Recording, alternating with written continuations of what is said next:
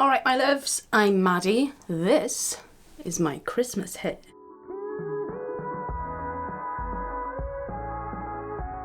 And in this video I'm going to talk to you about recording MIDI into Ableton.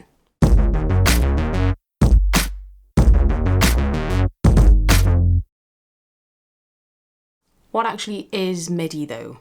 It's like a language, like little messages. So if I press a key on my keyboard, it sends a message down the cable into the computer reads that message. It can't really do anything with it though, so you have to put an instrument in, so then the message will play that note on the instrument in the computer. MIDI is really useful for making music because you can play it in from a MIDI keyboard, you could play it in from a pad style controller, you can even play it in on your computer keyboard, or you can actually draw it in and then you've got limitless sounds to play with without having to have millions of instruments. So the first thing you'll need to do is set up whatever controller you're going to use. Plug it in, turn it on. It shouldn't need any drivers, most of them don't, but if you're having some issues, check that. And Live should automatically detect your MIDI instrument. So if you look at the little boxes up in the corner there, that says that it's receiving MIDI information when they light up. You can open up your preferences with Command comma or Control comma, and then if you go over to MIDI over here, you can see that it's picking up the Novation SL over here, and it's also picking up the push over there. Like I said before, the computer isn't going to do anything fun with the MIDI information unless it's got an instrument to play. So you want to grab an instrument from either the instrument section over here, or you could just go into drums. I'm going to start with drums. And then all of these are drum kits down here. So you just pick one.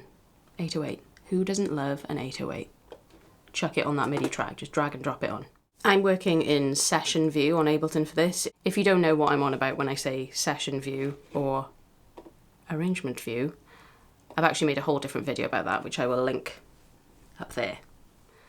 Okay, so when you're getting ready to record, you want to make sure that you've got some sort of metronome going. You're presumably going to want to put other parts over the top of this, and it's going to be a bit mad if you try and do that without something keeping you all in time.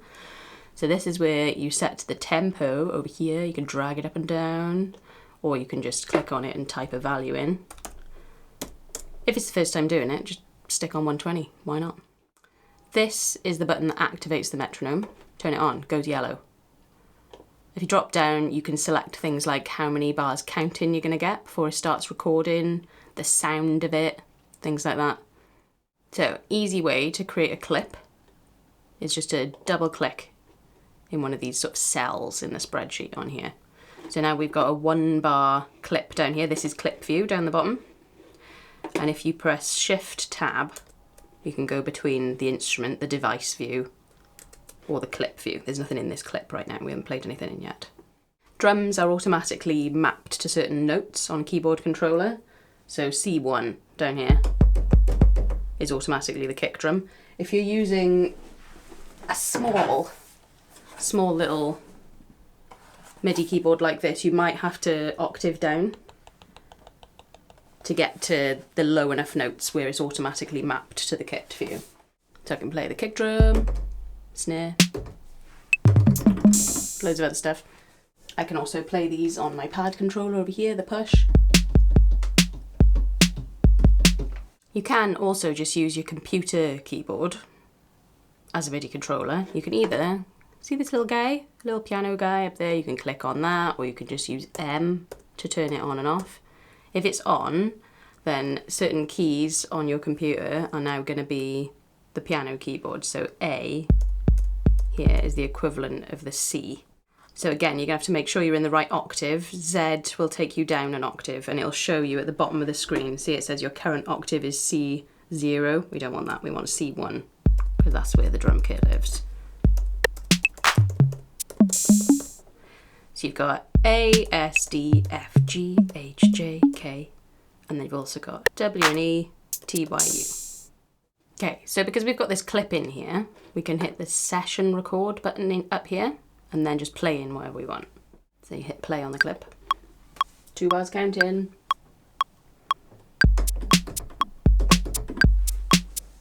it'll keep looping round. Can stop it with the space bar. Start it again. If you don't have a MIDI controller and you don't want to do it on the computer keyboard, you can actually just draw these notes in as well.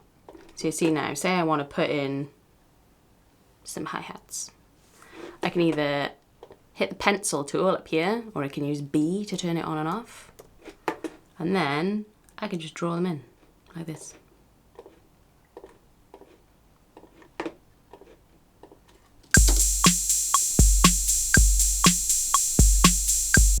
I don't like that. So I'm gonna hit the key for the hi-hat there, select them all, delete. You can also just play in another part, like overdub it. Just hit the session record button again, hit play again.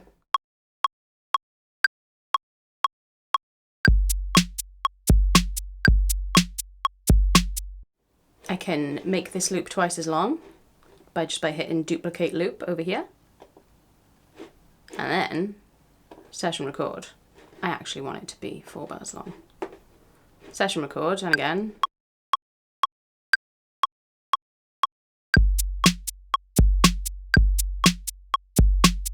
Wait for it.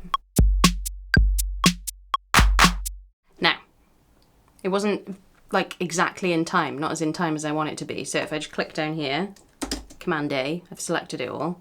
And then if I Command U, these are like Control A and Control U on a PC. Oh, it's quantized it, which means it just shifts it to the nearest beat that I wanted it to be. If you want to see what that setting is going to be, you go Command Shift U or Control Shift U, and you can see here it's set to quantize to the nearest 32ndth. Cool.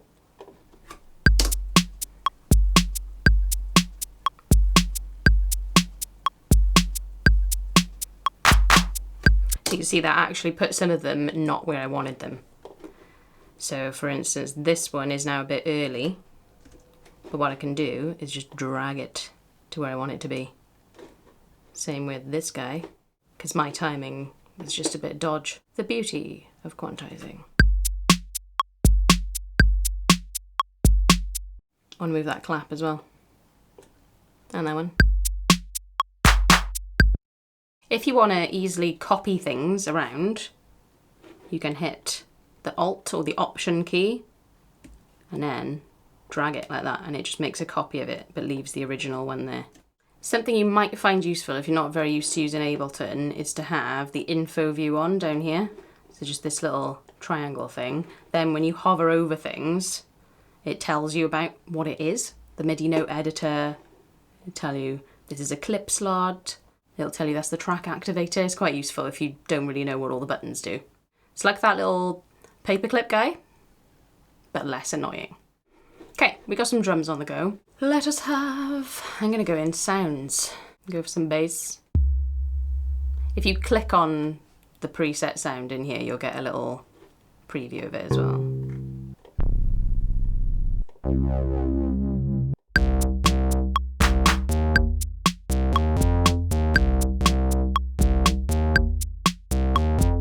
So now we can just hit the little record button in the slot on the bass channel, so that's the drum channel. These would all be different clips. You could try loads of different ideas out in those, but because I want it to go with this one, I'm just going to hit that little clip record button.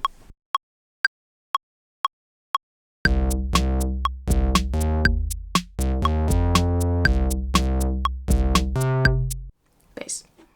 Okay, so now I want to put another instrument in, but I don't have any more MIDI tracks left. Command Shift T. I love a keyboard shortcut so much. Let's have some sort of like paddy type thing. So you can either access them in instruments if you know the exact one you want to use, or just go in sounds and then it'll be separated into the kind of vibes, the different vibes. Let's have that one. So I found an idea I want to do again, so just hit little clip record.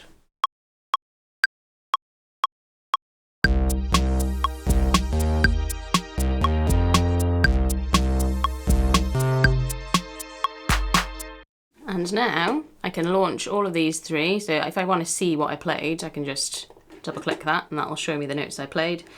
If it looks a bit crazy with all the extra notes in, just fold it and it just folds it down to just the ones you're playing. which is nice.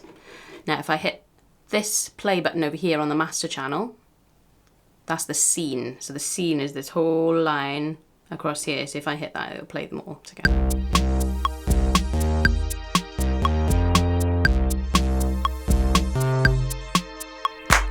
And there you go, that's just a basic introduction to recording MIDI into Ableton. There's loads of like weird and interesting stuff you can do, but just get used to doing some basic stuff first. Get some drums down, get some bass down.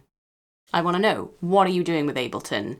Are you new to MIDI? Have you been doing loads with it? Have you got any tips that you've found when working on it? Because MIDI is a very, very deep hole. Put them in the comments below. As always, if you like this video, give it a thumbs up to let me know to make more like this one. Subscribe to my channel for more Ableton tips. Make sure you hit the little bell so that you get told when a new video comes out. And I will see you guys soon.